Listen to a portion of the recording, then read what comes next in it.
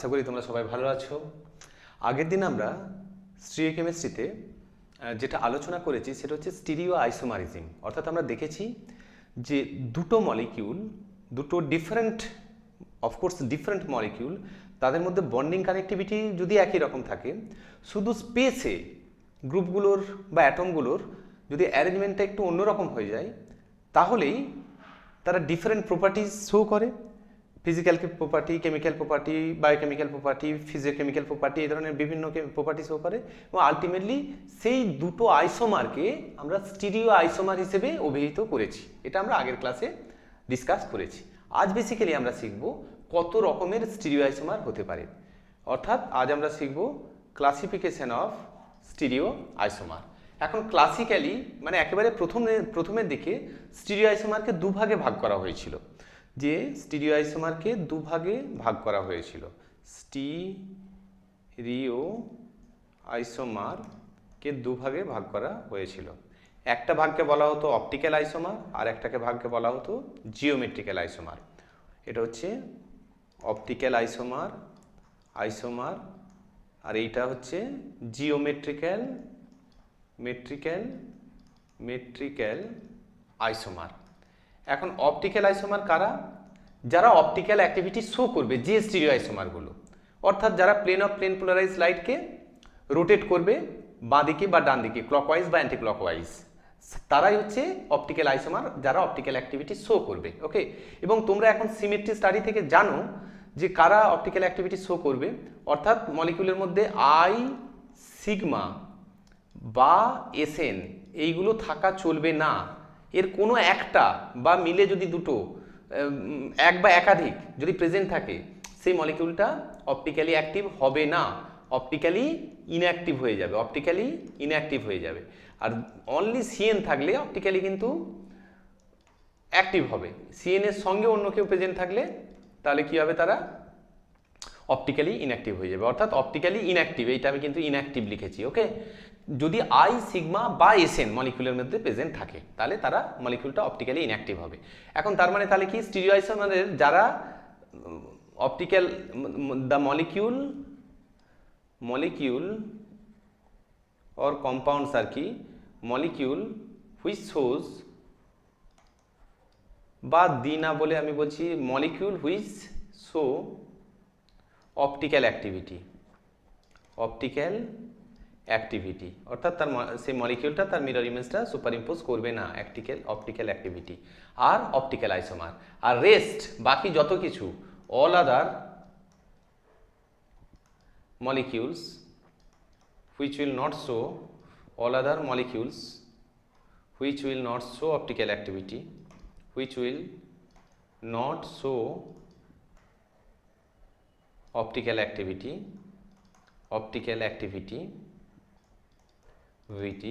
are called geometrical isomer. Okay, geometrical isomer. Clear হয়ে গেছে আশা করি তোমাদের বিষয়টা। এবার এক্সাম্পল এর একটা দিই। অপটিক্যাল আইসোমার যারা অপটিক্যাল অ্যাক্টিভিটি শো করে, যেমন ধরো আমি আগেই মডেল নিয়ে তোমাদের দেখিয়েছি, আজ এখন সময় নষ্ট এই মুহূর্তে করছি না, পরে মডেল নিয়ে অন্য জিনিস দেখাবো। সেটা হচ্ছে এইটা তোমরা জানো, ডি ল্যাকটিক অ্যাসিড CH3। এই যে মাঝখানটায় কিছু নেই, মানে কিন্তু একটা কার্বন আছে। এই ডি ল্যাকটিক অ্যাসিড এর যদি মিরর ইমেজটা আমরা নিই, সেটা হবে এল ল্যাকটিক অ্যাসিড, OH টা লেফট সাইডে চলে যাবে, H CO2H CH3। ওকে, এবার এই যে ডি ল্যাকটিক অ্যাসিড, এল ল্যাকটিক অ্যাসিড বললাম, এই দুটো কিন্তু একে অপরে সুপার ইম্পোজ করবে না। মডেল নিয়ে এটাকে আমরা আগের ক্লাসে দেখিয়েছিলাম বা আবার দেখাতে পারি, অসুবিধা নেই কিছু। তাহলে এরা হচ্ছে অপটিক্যাল আইসোমার। এই ল্যাকটিক অ্যাসিডের, এটা হচ্ছে ডি ল্যাকটিক অ্যাসিড, একটা হচ্ছে এল ল্যাকটিক অ্যাসিড। ওকে, এটা ডি আর এটা এল ল্যাকটিক অ্যাসিড, এরা অপটিক্যাল আইসোমার। আবার এই স্টিরিও আইসোমারটা, অর্থাৎ ধরো cis1,2-ডাইক্লোরোইথিন, cis1,2-ডাইক্লোরোইথিন ভার্সাস trans1,2-ডাইক্লোরোইথিন, এটা অপটিক্যালি ইনঅ্যাক্টিভ। কেন না? এর প্লেন অফ সিমেট্রি, দুটোতেই প্লেন অফ সিমেট্রি আছে।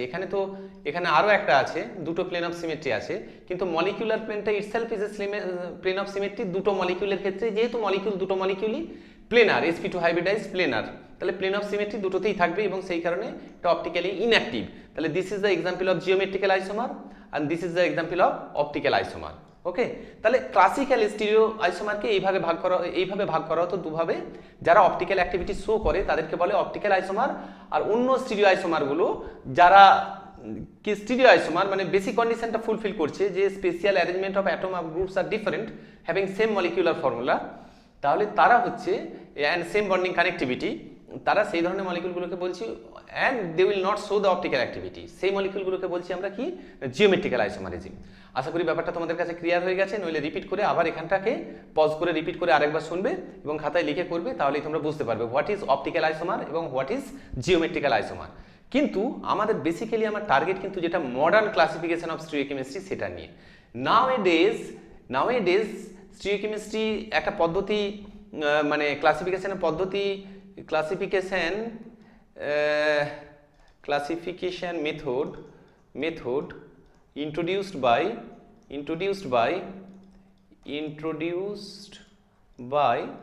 মিসলো বলে এক সায়েন্টিস্ট এটা ইন্ট্রোডিউস করেছিল এই ক্লাসিফিকেশন মেথডটা, সেটাই বর্তমানে অনেক বেশি আমাদের কাছে গুরুত্বপূর্ণ। এবং সেটা কি দুভাবে আমরা স্টিরিও আইসোমারকে ক্লাসিফাই করতে পারি। স্টিরিও আইসোমারকে দুভাবে ক্লাসিফাই করতে পারি। Isomer classification can be done in two way. একটা হচ্ছে বেসড অন সিমেট্রি, কি সিমেট্রি এলিমেন্ট তোমরা পড়েছো অলরেডি, তাহলে সিমেট্রির উপর ডিপেন্ড করে করতে পারি সেই মলিকিউলের মধ্যে কি ধরনের সিমেট্রি আছে তার উপর ডিপেন্ড করে। আর একটা ক্লাসিফিকেশন হয় বেসড অফ এনার্জি কার কেমন সেই অনুযায়ী ডিপেন্ড করে, এনার্জি বেরিয়ার হাই লো তার উপর ডিপেন্ড করে আর একটা ক্লাসিফিকেশন হয়। চলো এখন স্টেপ ওয়াইজ আমরা এই ক্লাসিফিকেশনগুলো স্টিরিওকেমিস্ট্রি সমস্ত শিখে নিই, based on symmetry and based on energy. Okay, তাহলে এখন কিন্তু তার আগে আরও আমি একদম ডিটেইল গোড়া থেকে শুরু করছি, একদম মলিকিউল থেকে, যে আইসোমার হোমোমার একেবারে ওই জায়গা থেকে শুরু করছি। এখন এইখানটায় হেডিং করছি আমি এবং তারপর যাব ক্লাসিফিকেশন বেসড অন সিমেট্রিতে। ওকে, কিন্তু হেডিংটা আমি করছি এইরকমভাবে, ক্লাসিফিকেশন বেসড অন সিমেট্রির উপর ভিত্তি করে ক্লাসিফিকেশনটা স্টিরিওকেমিস্ট্রির কেমন। একদম গোড়া একদম মলিকিউল থেকে শুরু করো, স্টিরিও আইসোমারটা একদম লাস্ট ধাপে তোমরা পাবে। যে আমরা জানি molecules with same molecular formula,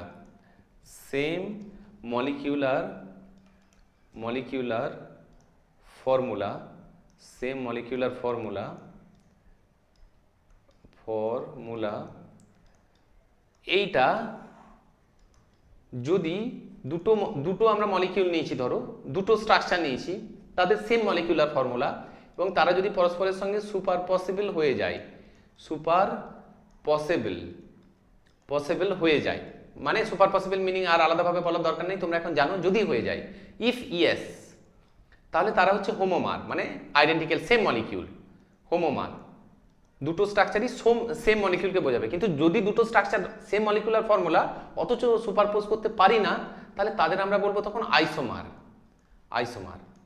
এবার আইসোমারের মধ্যে আবার বন্ডিং কানেক্টিভিটি বা বন্ডিং সিকোয়েন্সগুলো যদি বন্ডিং কানেক্টিভিটি যদি সেম হয়, ধরো সেম বন্ডিং কানেক্টিভিটি,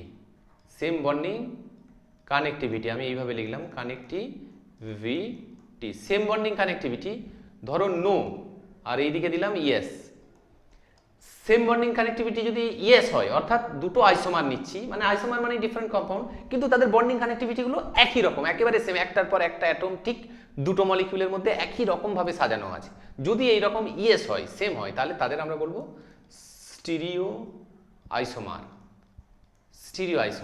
কিন্তু বন্ডিং কানেক্টিভিটিগুলো যদি ডিফারেন্ট হয়, অর্থাৎ যেমন ডাইমিথাইল ইথার, ইথাইল অ্যালকোহল আগের ক্লাসে বলেছিলাম, এরকম যদি ডিফারেন্ট হয়, অথবা ধরো স্যালিসাইলিক অ্যাসিড, প্যারাহাইড্রক্সিবেঞ্জলডিহাইড, এই ধরনের যদি কম্পাউন্ড হয়, যে বিভিন্ন জায়গাতে বিভিন্ন রকম বন্ডের পজিশন চেঞ্জ হচ্ছে, কোথাও ফাংশনাল গ্রুপ চেঞ্জ হচ্ছে, কোথাও চেনটা কেমন সেই রকম চেঞ্জ হয়ে যাচ্ছে, এরকম বন্ডিং কানেক্টিভিটি যদি ডিফারেন্ট হয়ে যায় আইসোমার হওয়া সত্ত্বেও, তাহলে তাদের আমরা তখন বলি স্ট্রাকচারাল আইসোমার বা কনস্টিটিউশনাল আইসোমার। এবার কনস্টিটিউশনাল আইসোমারের প্রকারভেদ নিয়ে আমরা আলোচনা করেছি। এবার বেসড অন সিমেট্রি এইটাকে স্টিরিও আইসোমারটাকে আমরা দুভাগে ভাগ করতে চাচ্ছি। স্টিরিও আইসোমারকে দুভাগে ভাগ করা যায়, এইখানে এলো কিন্তু স্টিরিও আইসোমার, যে ক্লাসিফিকেশন বেসড অন সিমেট্রি যেটা আমরা শুরু করেছি এইখানে স্টিরিও আইসোমারে, এবার ক্লাসিফিকেশনটা এলো।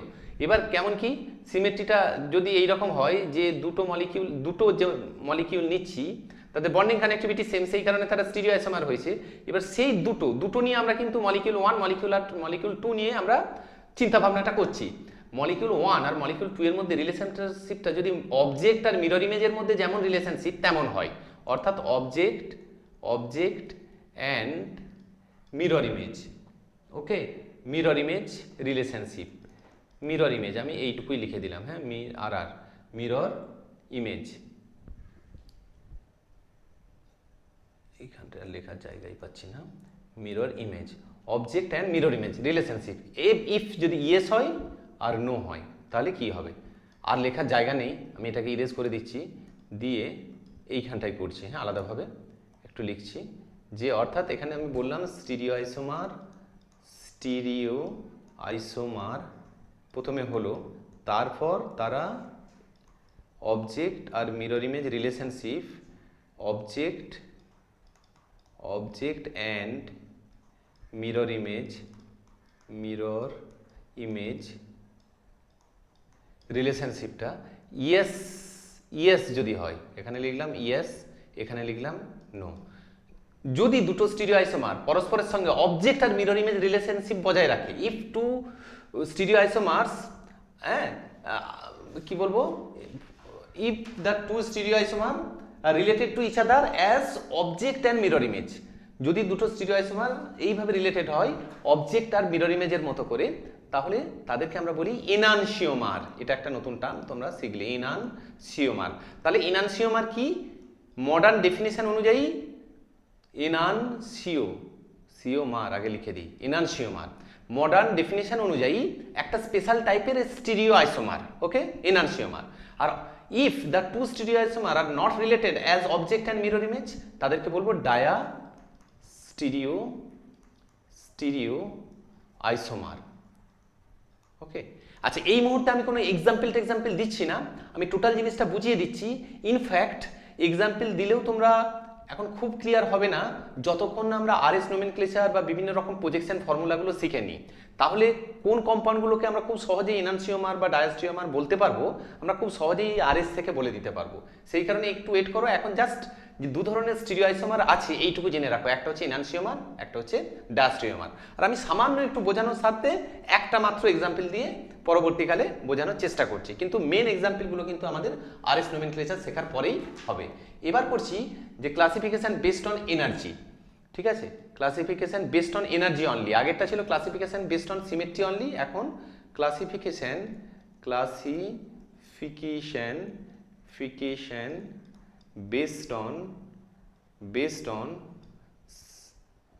based on energy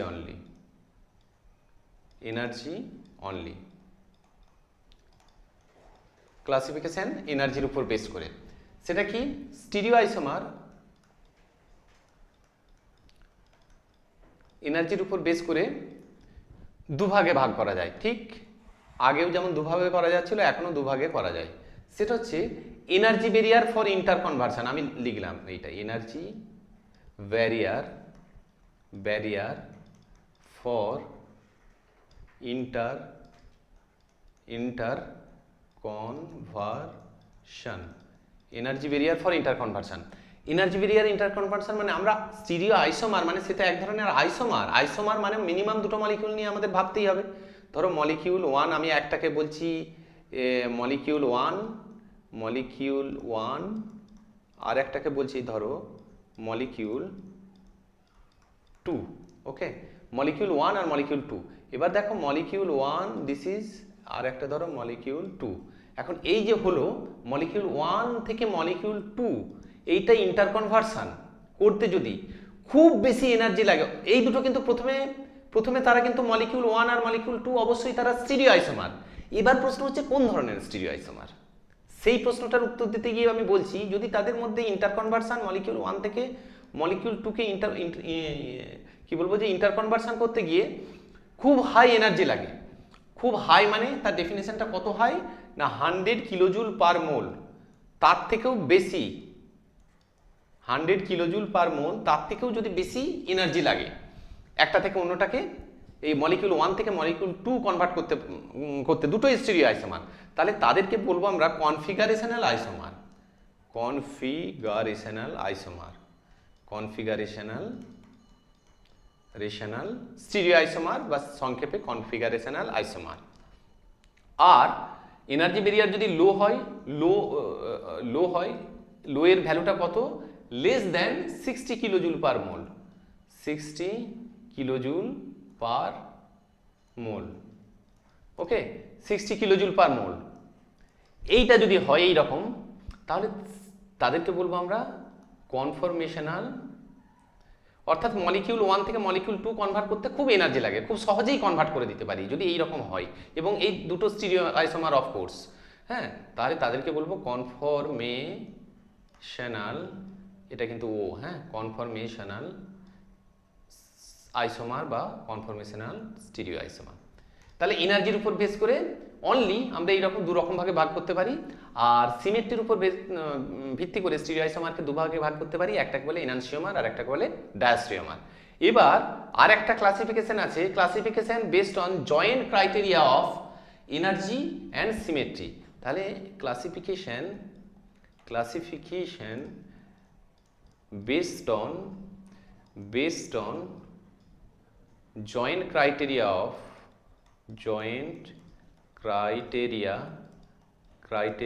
of energy and symmetry and energy বা energy and symmetry, মানে সিমেট্রি আর এনার্জি এই দুটোকে একসঙ্গে জয়েন্টলি মলিকিউল 1 আর মলিকিউল 2 এর মধ্যে আমরা আবার মলিকিউল 1 আর মলিকিউল 2 লিখছি। মলিকিউল 1 একটা, আর একটা হচ্ছে মলিকিউল 2। এই মলিকিউল 1 আর 2 অবশ্যই তারা স্টিরিও আইসোমার, প্রথম ক্ষেত্রে স্টিরিও আইসোমারের যে বেসিক কন্ডিশন তারা ফুলফিল করবে। এই অবস্থায় জয়েন্টলি এনার্জি আর সিমেট্রি ক্রাইটেরিয়া মলিকিউল 1 আর মলিকিউল 2 এর মধ্যে আমরা অ্যাপ্লাই করলাম। অ্যাপ্লাই করার ফলে কি কি স্টিরিও আইসোমার জেনারেট করতে পারে সেটা এখন দেখো। সেটাই হচ্ছে মোস্ট ডিটেল কি বলবো যে classification of stereo isomerism.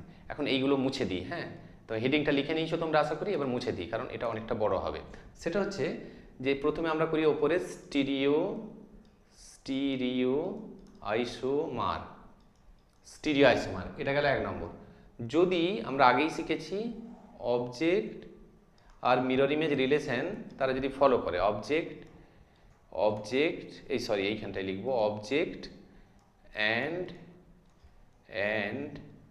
Mirror image relation তারা যদি ফলো করে, যদি ইয়েস হয়, তাহলে আমরা বলবো তাকে এনানসিওমার। এটা আগেই শিখলাম, এনানসিওমার। আর যদি না হয়, নো হয়, তাহলে তাকে আমরা বলবো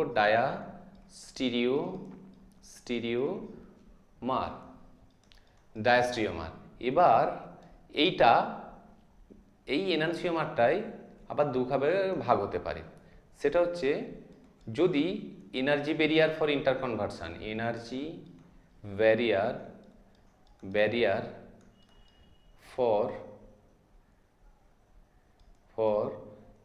কনভার্সন, ইন্টারকনভার্সন বা কনভার্সন আর কি, একটা থেকে অন্যটা হাই হয়, খুব হাই হয়, তখন হাই হলে এমনি স্টিরিও আইসোমারের ক্ষেত্রে তাকে কি বলেছি যে হাই মানে গ্রেটার দেন 100 কিলোজুল পার মোল।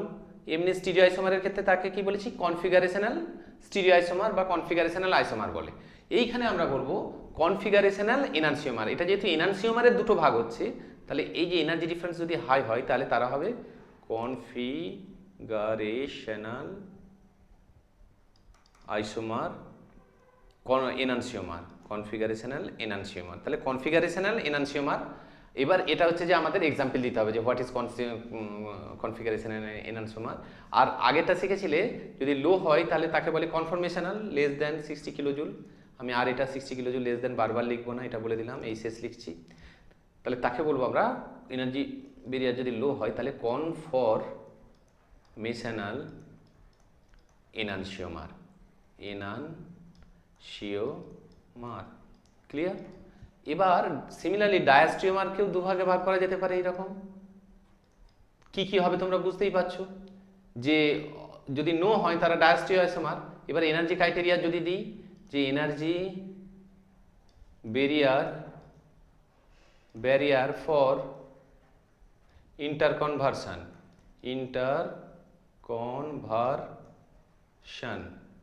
যদি এটা হাই করি আর এটা যদি লো করি, তাহলে হাই করলে সেটার নাম হবে কনফিগারেশনাল ডায়াস্ট্রিওমার, যেহেতু এটা ডায়াস্ট্রিওমারের ভাগ হচ্ছে, কনফিগারেশনাল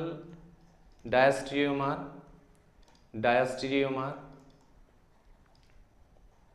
আর লো হলে সেটা হচ্ছে কনফরমেশনাল ডায়াস্ট্রিওমার।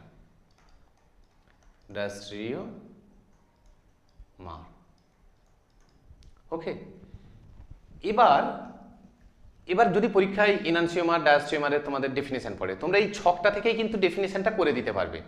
কিভাবে ধরো পড়লো যে what do you mean by enantiomer, তুমি বলবে two stereoisomer if they related to each other as object and mirror image. আমি কি লিখে দিলে মনে হচ্ছে তোমাদের সুবিধা হবে, আমি লিখেই দিচ্ছি তাহলে। হ্যাঁ, যে এনানসিওমারের ডেফিনেশনটা তাহলে কি বলবো, এনানসিওমারের ডেফিনেশন সেটা কি, ইফ টু স্টিরিওআইসোমার্স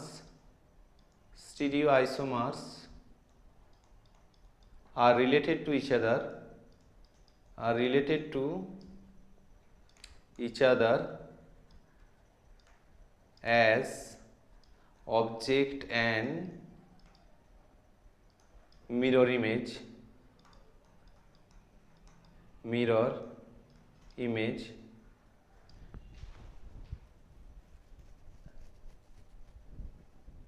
এবং object and mirror image relationship তাদের মধ্যে থাকতে হবে, এবং তারা যেহেতু আইসোমার তারা কিন্তু সুপার ইম্পোজ করবে না কখনো, তাই না? হোমোমার হলে তবে সুপার ইম্পোজ করবে, সেটাকে এখানে উল্লেখ করে দিতে পারো, which are not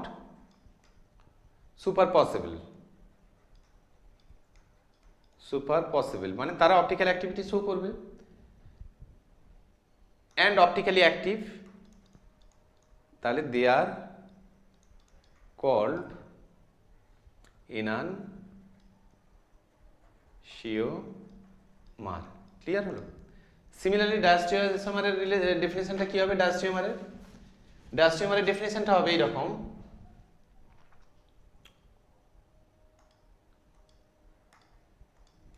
ডায়াস্ট্রিওমার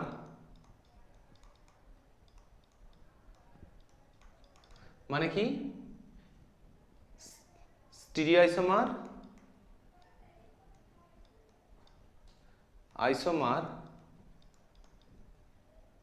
isomers which are not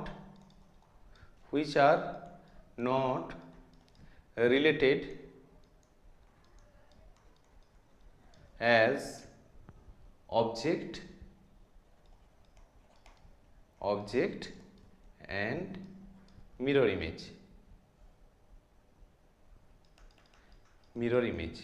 মানে সোজা কথাই হচ্ছে যারা এনানসিওমার নয়, অবজেক্ট অ্যান্ড মিরর ইমেজ। ওকে, আচ্ছা এবার বলি এনানসিওমার সব সময় অপটিক্যালি অ্যাক্টিভ হবে। আচ্ছা এখানে আর একটু লিখে আর কল্ড, তাই তো, আর কল্ড ডায়াস্টিরিও আইসোমার বা ডায়াস্টিরিওমার, একবারে বলে দিচ্ছি।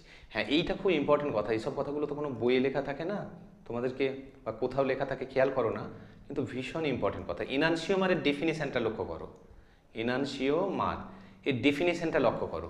ডেফিনেশনটাই কি বলেছে?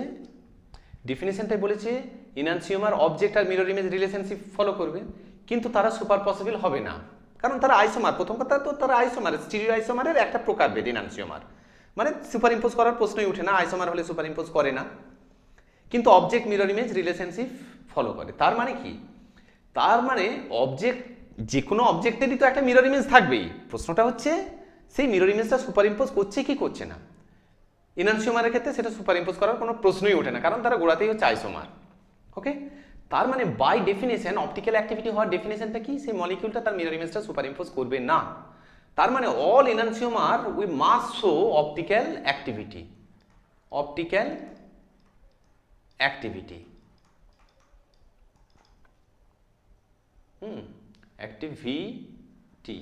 আর ডায়াস্ট্রিওমার যারা দুটো কম্পাউন্ড ধরো তুলনা করলে, তারা ডায়াস্টিরিওমার যেগুলো আছে,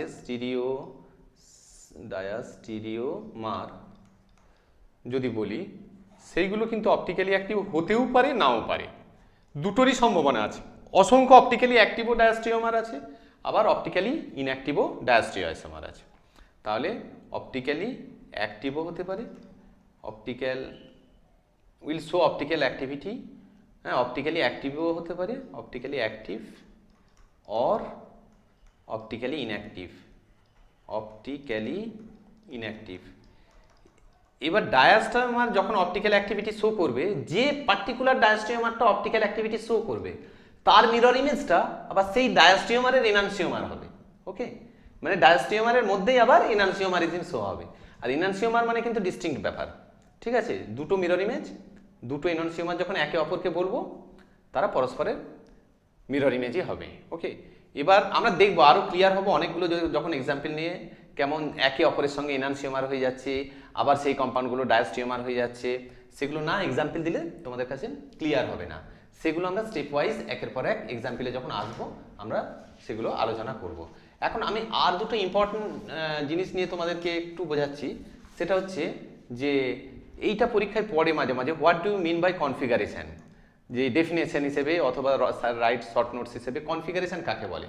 তুমি দেখলে যে যদি পরীক্ষায় পড়ে কনফিগারেশনাল আইসোমার বা what do you mean by simple configuration, configuration এইটা দিয়ে write short notes on configuration ধরো পড়লো, তুমি তখন বলবে যে configuration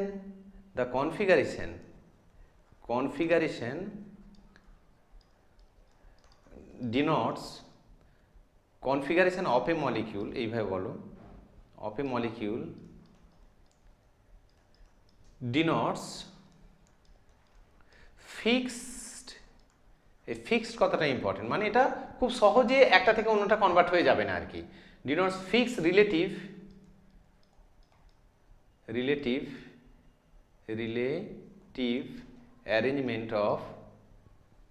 arrangement of atoms and groups in space. Okay, আর কনফিগারেশনাল আইসোমার মানে তখন দুটো মলিকিউল মিনিমাম চলে আসছে। কনফিগারেশনাল আইসোমারগুলো কি না, কনফিগারেশনাল আইসোমার তোমরা আগেই পড়েছো, they are separated by high energy barrier. And অবশ্যই এনার্জি ব্যারিয়ার মলিকিউল 1 আর মলিকিউল 2 যদি একটা থেকে একটা ইন্টারকনভার্সন এনার্জি ব্যারিয়ার খুব হাই হয়, আমি আবার এখানে করছি যে মলিকিউল 1 ভার্সাস মলিকিউল 2, এইটার এনার্জি ব্যারিয়ার যদি খুব হাই হয় তাহলে কি হবে, তাহলে একটা থেকে অন্যটা সহজে ইন্টারকনভার্ট হতে পারবে না। মানে মলিকিউল 1 আর মলিকিউল 2 দুটোই রুম টেম্পারেচারে কোয়াইট স্টেবল হবে, এবং তাদেরকে আমরা এতটাই রুম টেম্পারেচারে স্টেবল হবে যে আলাদা আলাদা বটলে তাদেরকে স্টোর করে রাখতে পারবো। অর্থাৎ তারা কোয়াইট স্টেবল, একটার সঙ্গে অন্যটা মিক্সার হয়ে যাবে না। এবং অন্য আইসোমারের ক্ষেত্রে দেখবো, কনফর্মেশনাল আইসোমারের ক্ষেত্রে এই একটা মলিকিউল 1 থেকে মলিকিউল 2 যেটা আরেকটা আইসোমার, সেটা রুম টেম্পারেচারে যে এনার্জি তাতেই একটা থেকে অন্যটা কনভার্ট হয়ে যাবে। মানে তুমি একটা বোতল কিনে রাখলে একটা কম্পাউন্ডের, দেখবে কিছুদিন পরে যে দুটোর মিক্সার তৈরি হয়ে গেল। হ্যাঁ, এই রকম ঘটনা ঘটবে। তাহলে আমরা বলতে পারি কনফিগারেশনাল আইসোমার সম্পর্কে, দ্য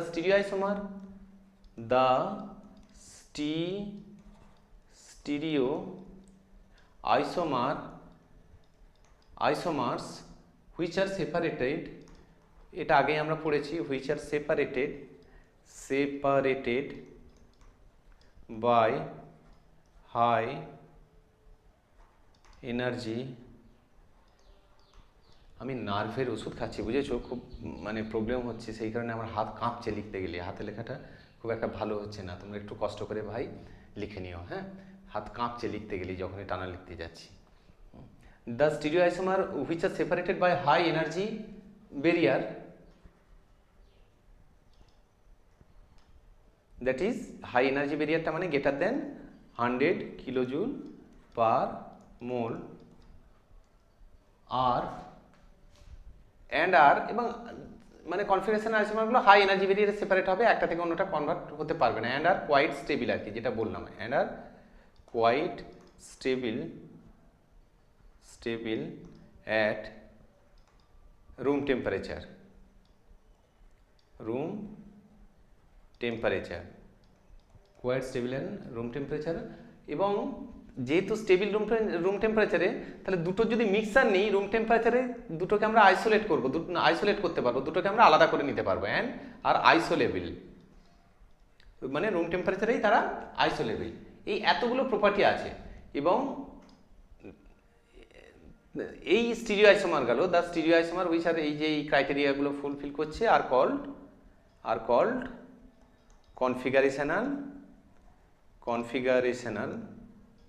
কনফিগারেশনাল স্টিরিও আইসোমার। ওকে, এইটা বলে। এবার স্টিরিও আইসোমার যদি একটা থেকে অন্যটা তুমি কনভার্ট করতেই চাও, ধরো মলিকিউল 1 থেকে মলিকিউল 2 তুমি কনভার্ট করতেই চাও, কনফিগারেশনাল আইসোমার। আমি একটা এক্সাম্পল এটা দিই, তাহলে ক্লিয়ার হবে না তোমাদের। ধরো আমি বলছি এই যে মলিকিউলটা, আমি একটু তোমাদেরকে নিয়ে দেখাই, মডেল নিয়ে দেখাই। হ্যাঁ, এই জায়গাটায় ধরো, এক মিনিট, হ্যাঁ ইয়েস, এই যে ধরো এইটা ধরো ল্যাকটিক অ্যাসিডের দুটো আইসোমার, এবং এইটা মিরর ইমেজ, একটা অন্যটার মিরর ইমেজ, এবং non super impossible mirror image আমরা আগের দিন দেখেছি সেটা। এখন এটা একটা থেকে আরেকটা কনভার্ট করতে গেলে কি করতে হবে, যে এই মলিকিউলটার থেকে এই মলিকিউলটা যেতে গেলে এখানে কিন্তু বন্ডকে ব্রেক করতে হবে। দেখো যে এই মলিকিউলটার এক্সাক্ট যদি এখন সুপার ইম্পোজ করতে পারছি না, কারণ এটা হচ্ছে ধরো মলিকিউল 1 আর এটা হচ্ছে মলিকিউল 2, এটাকে কিন্তু কোনোভাবে সুপার ইম্পোজ করতে পারবো না। ধর দেখো এখানে গ্রিনের সঙ্গে পার্পেল চলে এসেছে, আবার এইখানে পার্পেলের সঙ্গে গ্রিন চলে এসেছে, আর আবার অন্যভাবেও করতে পারবো না কোনোভাবেও, সেটা আমরা দেখেছি। কিন্তু তুমি দেখো যে কোনো একটা বন্ড যদি আমরা ব্রেক করি, দুটো বন্ড আর কি ব্রেক করি, এবং আগে যেমনভাবে ছিল পজিশনগুলো এক্সচেঞ্জ করে দিই, ধরো এই পার্টিকুলার জায়গাটাতে, এই বন্ডটাতে আমার আঙুলে দেখতে পাচ্ছ গ্রিন একটা অ্যাটম যুক্ত আছে, এই অ্যাটমের এইখানটায় যদি আমরা পার্পেলটাকে নিয়ে চলে আসি, মানে ধরো গ্রিনটাকে চেঞ্জ করলাম, এই যে গ্রিনটাকে ধরো আমি নিলাম, চেঞ্জ করলাম, এবার গ্রিনের জায়গায় যদি আমি পার্পেল দিয়ে দিই, দেখো গ্রিনের জায়গায় মানে এই ডান দিকটা আমি পার্পেল দিয়ে দিচ্ছি, আর এইখানটায় দিয়ে দিচ্ছি আমি গ্রিন। এই যে তার মানে কি করলাম, প্র্যাকটিক্যালি এখানে অ্যাটমকে তো ছিঁড়ে বের করে যায় না, এমনি বন্ডকে ব্রেক করতে হয় অ্যাকচুয়ালি, বন্ডকে ব্রেক, আর এইখানেও বন্ডকে ব্রেক করলাম, যে এইখানেও বন্ড ব্রেক আর এইখানেও বন্ড ব্রেক, দুটো বন্ড ব্রেকিং করলাম, করে পজিশন এক্সচেঞ্জ করলাম। এই অবস্থায় দেখো একে অপরের কিন্তু সুপার ইম্পোজ হয়ে গেল, অর্থাৎ একটা মলিকিউল থেকে অন্য একটা মলিকিউলে কনভার্সনটা পসিবল হলো। কিভাবে পসিবল হলো না, বন্ড ব্রেকিং মেকিং করে। বন্ড ব্রেকিং মেকিং করে যদি পসিবল হয়, তাহলে তাকে আমরা বলবো, বন্ড ব্রেকিং মেকিং করে পসিবল যদি হয়, তাহলে তাকে আমরা বলবো কি, যে অর্থাৎ কনফিগারেশনাল আইসোমার। একটা থেকে অন্যটাকে কনভার্ট করতে গেলে বন্ড ব্রেকিং আর মেকিং দরকার, নেসেসারি, আদারওয়াইজ মলিকিউল 1 থেকে মলিকিউল 2 আমরা কনভার্ট করতে পারবো না। আর বন্ড ব্রেকিং এই প্রসেসটা খুব হাই এনার্জি ইনভলভ করে, এই জন্যে কনফিগারেশনাল আইসোমার একটা থেকে অন্যটা, সেটা কনফিগারেশনাল ডায়াস্টিওমারই হোক বা কনফিগারেশনাল এনানসিওমারই হোক। আমি যে এক্সাম্পলটা তোমাদের দেখালাম একটু আগে, সেটা হচ্ছে যে মিরর ইমেজ ছিল দুটো মলিকিউল 1 আর মলিকিউল 2 এর মধ্যে, তাহলে তারা কনফিগারেশনাল এনানসিওমার ছিল। তাহলে একটা থেকে অন্যটা কনভার্ট করতে গেলে কিন্তু হাই এনার্জি লাগবে, এবং কারণ এখানে বন্ড ব্রেকিং ইনভলভ হচ্ছে, এবং বন্ড ব্রেক করতে অনেক এনার্জি লাগে, তোমরা জানো সেটা, যে কেমিক্যাল বন্ড ব্রেক করতে কিন্তু অনেক এনার্জি লাগে। ঠিক আছে, তাহলে অ্যাকচুয়ালি আমি এখানে লিখতে পারি, দি ইন্টারকনভার্সন অফ দ্য কনফিগারেশনাল এনানসিওমার, দি ইন্টারকনভার্সন, এটাও খুব ইম্পর্টেন্ট কথা, ইন্টারকনভার্সন of কনফিগারেশনাল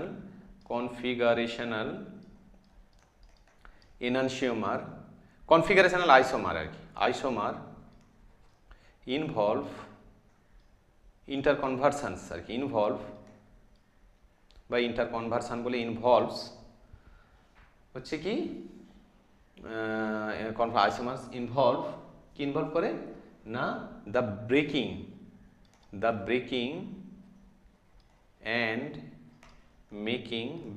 and making of bond,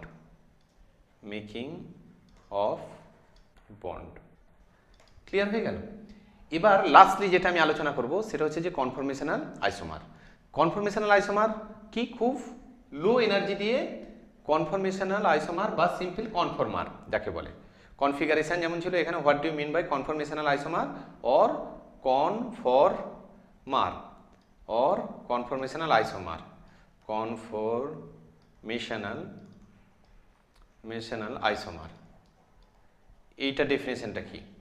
কনফরমেশনাল isomer আগেই তোমরা পড়েছো যে তারা খুব অল্প এনার্জি দিয়ে একে অফ মলিকিউল 1 থেকে মলিকিউল 2 তে আমরা কনভার্ট করে দিতে পারি। মানে দ্য স্টিরিও আইসোমার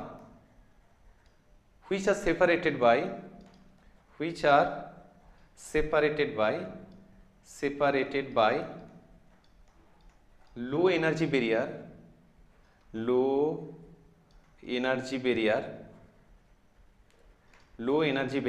এবার লো এর ভ্যালুটা কত তোমরা জেনেছো, কত? 60 কিলোজুল পার মোল, তাই তো? 60 কিলোজুল পার মোল লো এনার্জি বেরিয়ারে যারা সেপারেটেড, এবং তারা খুব ইজিলি একটার সঙ্গে আরেকটা ইন্টার কনভার্ট হয়ে যাবে, and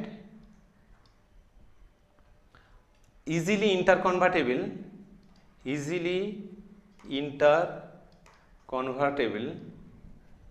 and easily interconvertible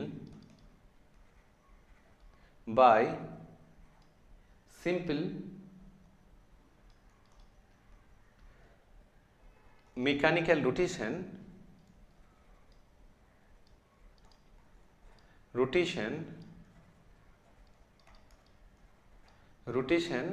or twisting of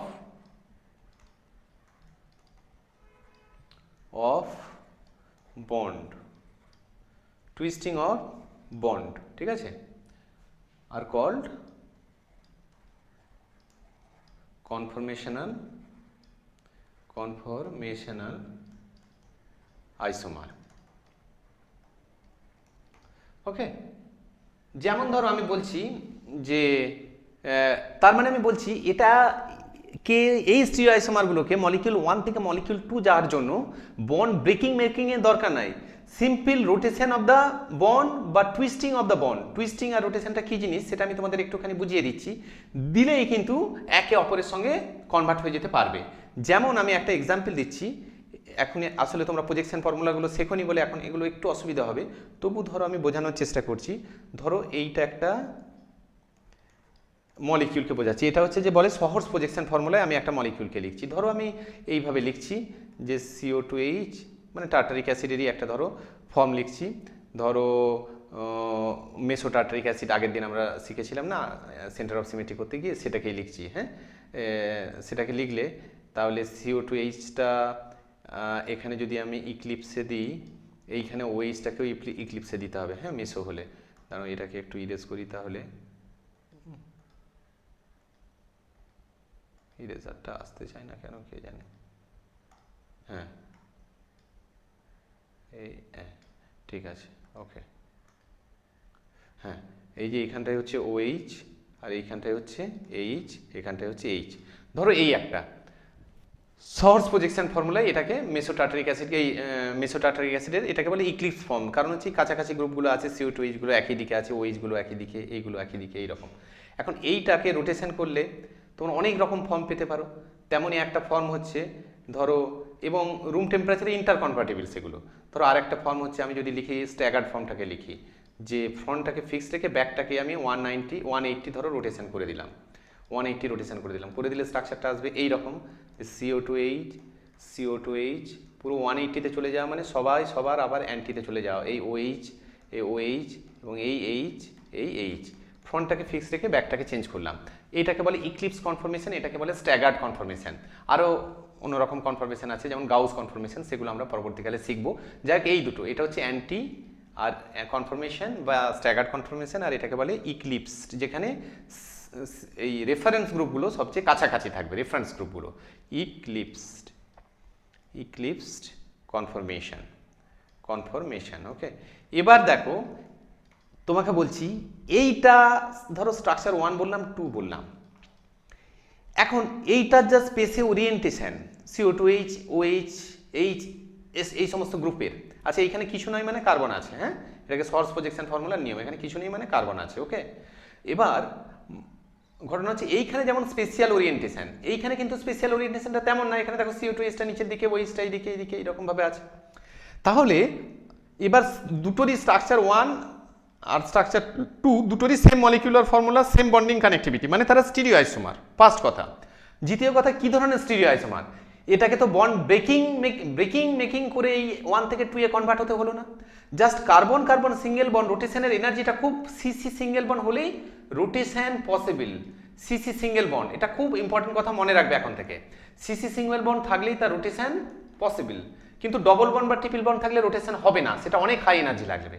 কিন্তু এখানে যেহেতু সিঙ্গেল বন্ড আছে, এই যে সিঙ্গেল বন্ড, এই রোটেশনটা খুব কম এনার্জি লাগে এবং রুম টেম্পারেচারেই একে অন্যের সঙ্গে কনভার্ট হয়ে যায়। তাহলে সিম্পল এটা আমরা প্রথম এটাকে ফিক্স রেখে ব্যাগটাকে যখনই ঘোরালাম, অর্থাৎ বন্ডটা যখন রোটেট করলাম, তখনই এই ইক্লিপস ফর্ম থেকে অ্যান্টি ফর্মে চলে এলো। এবার প্রশ্ন হচ্ছে এটা কি, এটা 1 আর 2, তাহলে কি ধরনের স্টিরিও আইসোমার? দুটোর তো স্পেশাল ডিসপোজিশন গ্রুপগুলোর আলাদা রকম, তাহলে আলাদা রকম special distribution, same bonding connectivity, same molecular formula হলেই সেটা স্টিরিও আইসোমার। কিন্তু প্রশ্ন হচ্ছে কি ধরনের স্টিরিও আইসোমার? এটা হচ্ছে কনফরমেশনাল স্টিরিও আইসোমার, কারণ সিম্পল বন্ড রোটেট করে আমরা এক জায়গা থেকে আরেক জায়গা নিয়ে চলে আসতে পারছি, আবার এইটাকে উল্টো দিকে রোটেট করলেও এটাতে নিয়ে চলে আসতে পারবো। তাহলে এরকম সিম্পল রোটেশন বা twisting of the bond, twisting of the বন্ডটা কি? এটা তাহলে সাইক্লোহেক্সেনে তোমাদের চেয়ার ফর্ম, বোর্ড ফর্ম এইগুলোকে শিখতে হবে। চেয়ার ফর্ম, বোর্ড ফর্ম, তবে তোমরা পারবে যে এইটা হচ্ছে ধরো এটাকে বলে চেয়ার ফর্ম, এটাকে একটু মুড়ে দিলেই আর কি, এটাও আমার কাছে মডেল আছে, দেখাতে পারি, তোমাদের অত লাগবে না ইঞ্জিনিয়ারিং কেমিস্ট্রি, তাই আমি করছি না। জাস্ট এটাকে কি বলবো যে একটু মুড়ে দিলেই তাহলে এইগুলো উপরের দিকে চলে যাবে, হ্যাঁ, নিচেরগুলো উপরের দিকে চলে যাবে আর উপরেরগুলো নিচের দিকে চলে আসবে, গিয়ে তখন এই রকম একটা স্ট্রাকচার আমরা পাবো, এই রকম একটা স্ট্রাকচার পাবো। এটাকে বলে সাইক্লোহেক্সেনের চেয়ার ফর্ম, চেয়ারের মতো দেখতে বলে, এবং এই রকম একটা স্ট্রাকচার আমরা পাবো, এবং তখন সিএলটা চলে যাবে এই রকম। এইটাকে বলা হয় টুইস্টিং অফ বন্ড, নিচেরটা। আমি এটার মধ্যে খুব ডিটেল যাচ্ছি না, মডেল নিয়ে না বোঝালে বুঝতে পারবে না, ওকে? তো এইগুলো করতেও খুব কম এনার্জি লাগে আর এই রোটেশন করতেও খুব কম এনার্জি লাগে, এবং এই জন্য এটাকে বলা হচ্ছে যে কি, কনফরমেশনাল স্টিরিও আইসোমার। এগুলোকে কি বলা হচ্ছে? কনফরমেশনাল স্টিরিও আইসোমার। আমি একটু তোমাদের মডেল নিয়ে এটাকে আমি একটু দেখিয়ে দিচ্ছি। সেটা হচ্ছে যে দেখো, এই যে এখানে এইটা লক্ষ্য করে দেখো, এইটা ধরো পার্টিকুলার, এই আমি অরেঞ্জ আর অরেঞ্জটা কি ইক্লিপসের মধ্যে রাখছি, হ্যাঁ, তোমরা একটু অ্যাঙ্গেল করে এইরকম করে রাখি, তাহলে সবগুলো দেখতে পাবে। এইটা দেখো আছে। এবার এইটা থেকে ধরো আমি যদি, এটা কি ইক্লিপস টাইপের ফর্ম আছে, দেখো ইক্লিপস টাইপের। এবার এইটাকে ঘুরিয়ে পুরো আমি যদি এইরকম করে দিই, এই রকম করে দিই, এখন এইটা চলে আসছে স্ট্যাগার্ড ফর্ম, যেটা বলছি যে এইটা উপরের দিকে আছে, এই সরি এইটা উপরের দিকে আছে এই গ্রুপটা, কিন্তু এইটা উল্টো দিকে এখন একেবারে নিচের দিকে 180 চলে আসছে। এবং কি করে আসছে? সিম্পল রোটেশন করে আবার আগের জায়গায় আমরা ফিরে চলে যেতে পারি, সিম্পল রোটেশন করে আবার এই জায়গাটায় আমরা ফিরে, সিম্পল রোটেশন করে ফিরে এই জায়গাটায় চলে আসতে পারি।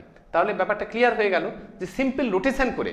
কিন্তু এইটা আমি যেটা বলতে চাচ্ছি যে এই যে অ্যাটমটা, এই যে পজিশনটা, এটা একটা পার্টিকুলার মলিকিউল আর এইটা একটা পার্টিকুলার মলিকিউল।